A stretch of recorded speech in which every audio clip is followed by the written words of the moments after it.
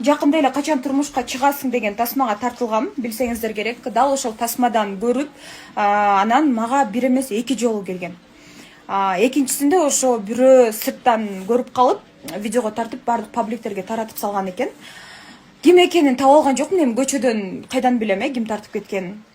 Анан негативдер аябай кетип жатат. Ой, гүл менен келиптир, тизелеп отурат, Аида, анан боюңду көтөрбөй гүлүн алып койсоң, кабылдап койсоң эмне болот, эмнеге антип кыйкырасың деген сыяктуу.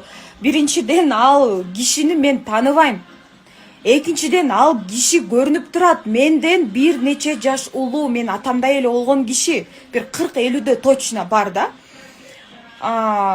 Мен тааныбаган адамдан гүлдү алып, мага келип, мага турмушка чык, мага тасмадан көрүп, сен мага характериң жабып калды, тигиниң жабып калдың. Мага андай нерсе керек эмес да, мырзалар. Бүгүн бирөө мынтип жазып коюптур комментарийге. Биржан, бир күйөөдөн чыккан кызды эмне кыласың депчи. Теперь слушайте меня, хейтеры. Во-первых, я себя разведенкой не считаю, так как я жила всего лишь 2 месяца, и 2 айдын 1 эле айын нормально жашаган чыгарбыз. Бул биринчиден.